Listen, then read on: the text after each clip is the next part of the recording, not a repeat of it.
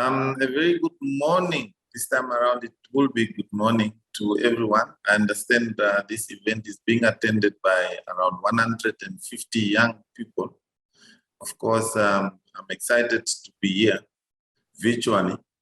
Unfortunately, I will not be with you today, but I've recorded this message in terms of my understanding of the summit, and just to give you a bit of my understanding and the thinking around how women, or what role do women play in the energy industry, specifically in the renewable energy, and then of course the new industry that has been spoken about, the green hydrogen. My name is Pinehas Mutota.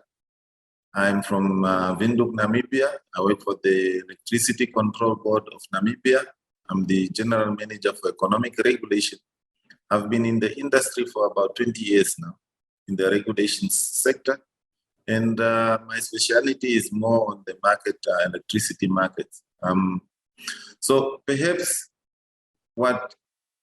looking at maybe just as a foundation, or maybe just as a guide in terms of the awareness that we are talking about and the role that the women can play in the energy sector. I think time and time again, people think of it in more of a professional manner.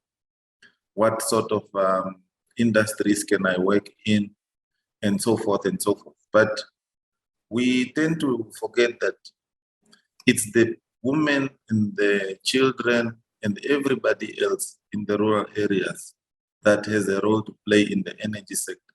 It doesn't only relate to engineers or energy economists, but it relates as to how do we improve the livelihood of people in the rural areas? How do they get to access modern energy technologies and so forth? So in a nutshell, my belief is that the role that the women can play in the energy sector is the same role that the men can play in the energy sector. There is no limitation. I think it is coming from the fact that the industry has been dominated mainly by men, but I am happy that women are also coming into the sector. If I give an example, in Namibia, one of the green hydrogen company, HFD, is being spearheaded by two young Namibian women. And it is an indication that there's no limitation in terms of where can a woman or a young person participate. But specifically, maybe I must move a bit in terms of specifics. My experience has always been that in the renewable sector, I mean, in Namibia, we have about 24% installed capacity of renewable that is coming from renewable energy. The past 5 years, we've seen about 18 independent power producers coming online. I mean, in a very small country as Namibia, which only has about 2.5 people, and the maximum demand of about 640 megawatts, I think that is a very good indication of how private sector can also come in. But in most cases, most of these IPPs, there are also women participation as shareholders. But we mustn't only look at it in the bigger projects. I think there is a bigger opportunity in the distributed energy renewable sector in terms of commercial and building installation of solar rooftop and so forth. This is where smaller businesses can also thrive. And these are some of the businesses where, of course, it's capital intensive, but the return, or not the return, but the return of the capital is much more on a shorter period. But what I'm trying to say is that, I mean, you can put up an installation of about maybe 20 million, and that installation can be constructed in about 12, maybe less than 12 months. So, but if you are going to be building something of 20 million, it's probably going to be more than 12 months. So the turnover in terms of this, and it can be made at a very smaller scale. So what I'm trying to say is that we mustn't only look at the bigger bigger projects, young people and entrepreneurs, and especially women that we are speaking, or the summit is all about here, is that we should be looking at the smaller projects. In Namibia, we have seen about 70 megawatt of rooftop installation, which is about 9% of our installed capacity. So if you take the 70%, the 70 megawatts, it is smaller installations that are done by smaller companies that have maybe two technicians, and what they are doing is that they are installing these systems on rooftops. So in terms of opportunities in the renewable energy sector, for me personally, I think that we shouldn't only be looking at the bigger projects. We must be looking at the smaller projects also. There is an opportunity there. There is an opportunity for one to access also capital in terms of when you need to get capital and perhaps do an installation for a solar installation.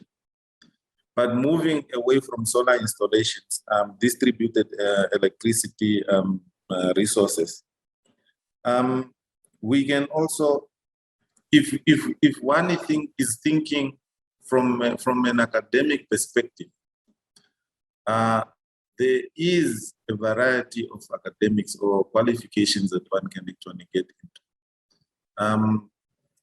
But these things, of course, it will need to be cemented by some sort of experience. We need to get into the industry and start working with the existing entities. But what I've also looked at is that in terms of green hydrogen is a big thing in Namibia. We have, government has actually, it's part of our national development plans. It is coming from the head of state. There is a Green Hydrogen Council. Everybody is on it. But there is also a lot of questions in terms of how do we participate? Not only women, but everybody in general. Because when they hear green hydrogen, all we hear is this big and fancy word. But there is an opportunity. There is an opportunity, as I've indicated, that in Namibia, for instance, we have a renewable energy sector that is thriving. There is an opportunity for those that are involved in the existing renewable or solar PV or wind projects to be the one that are supplying services and products to when we need to generate electricity for green hydrogen. When one speaks, people will want, or people have partnered up with providers and suppliers of solar panels and solar equipment, for instance, wind turbines. But have we even considered partnering up with the suppliers of electrolyzers and so forth? And it does not also end in the bigger projects. When you look at these projects, there are smaller items that are also needed in terms of where are the people that are going to be constructing these sites? Where are they going to be accommodated? What are they going to be eating? What services do they need? Services such as electronics, any other added services that the industries will need. It can be during construction, it can be after construction.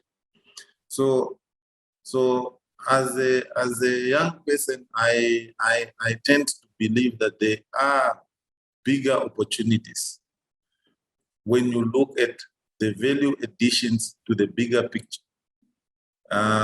Transportation, for instance. So these are some of the things that I feel that perhaps we as young people can actually exploit and get into, so that we can also add value as opposed to waiting for those bigger projects, the 100 megawatts, the 1,000 megawatts, and so forth. We must position ourselves so that we are able to service these industries when they are in our areas, when they are in our localities, so that we will be able then to say, okay, fine, I'm able to save, to do maybe some sort of accommodation, whatever it is. So that is also now the benefit that is being brought by the energy industry. But at the end of the day, I think the discussion is more as to how do we then make energy available to those that do not have access to modern energy? Will the green hydrogen also then be able then to take us a step further into making available energy resources to our communities?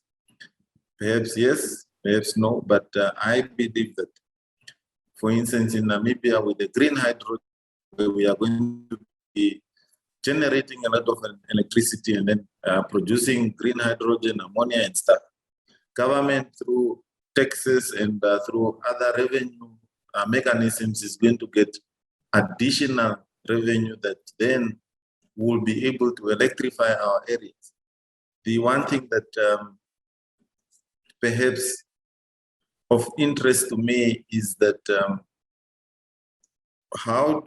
if then when this grant projects takes off and then Namibia or South Africa is getting revenue and whatever you are getting, what are we going to be using that money?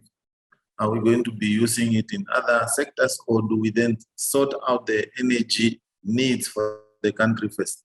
Because of course in South Africa you are lucky enough, or you are fortunate enough that you are probably above 80% electrified, or people have 80% of the nation have access to electricity. In Namibia, it's not the case.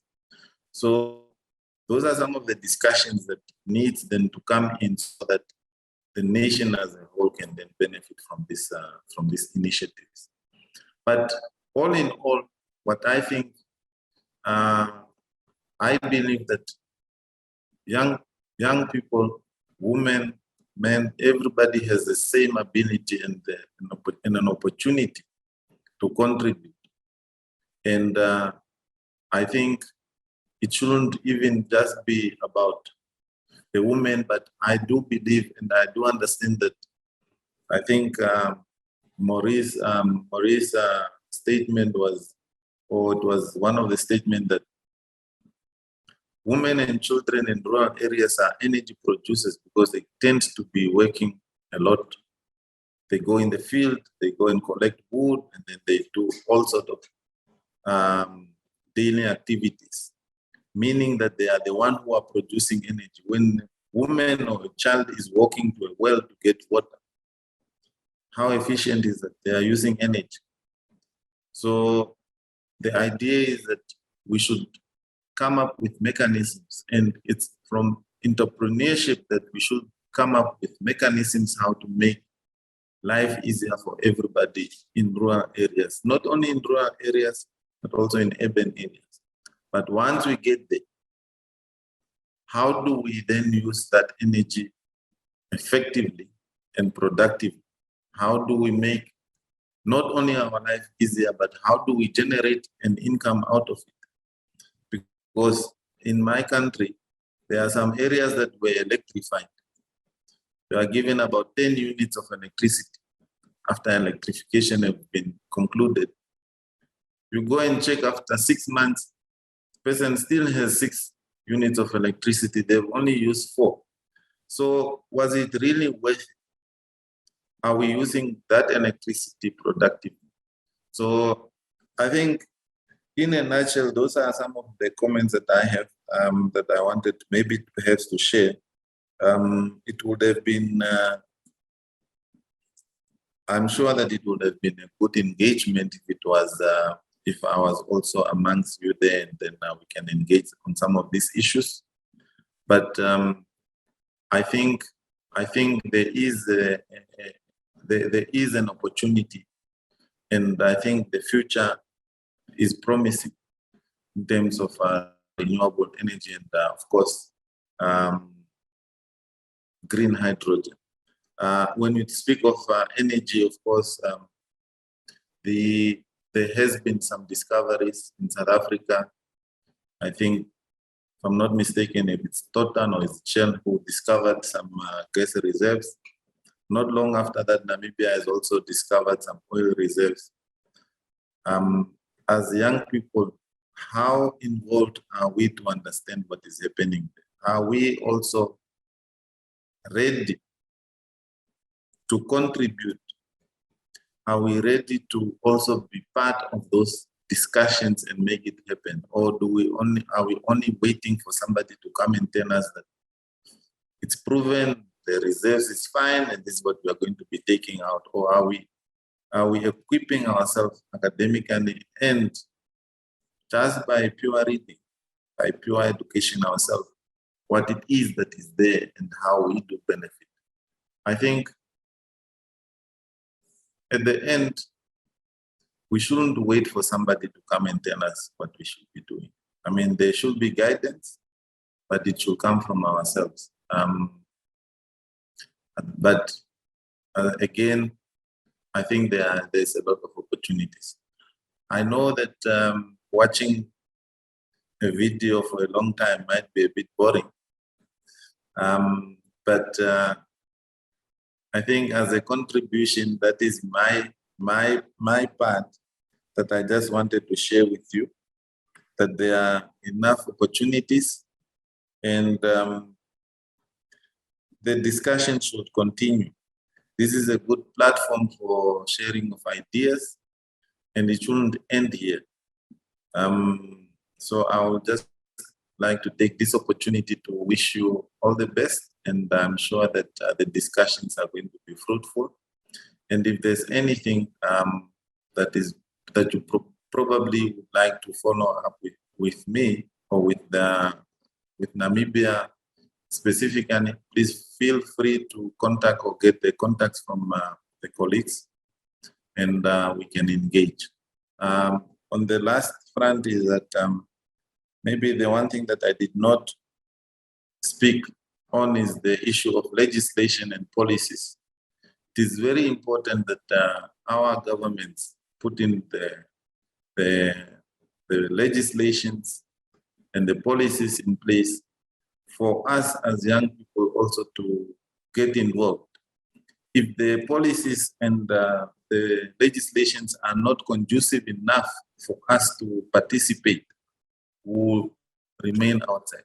But policy formulation, legislation formulation should not only be left to a certain group of stakeholders. In Namibia, we have opened up the electricity market. We call it the modified single buyer market. And it means that all customers or specific customers can buy electricity from their source where they want. Why it's happening and why it is not that of a challenge is because it's legislated. People seem to understand it. And it's from that perspective that the broader legislation must be in place, policy must be in place, and things will start moving. With those few words, again, I wish you all the best, and I would like to thank you for the opportunity. Next time, I promise that I will be there in person with you to engage on some of these things. Thank you very much.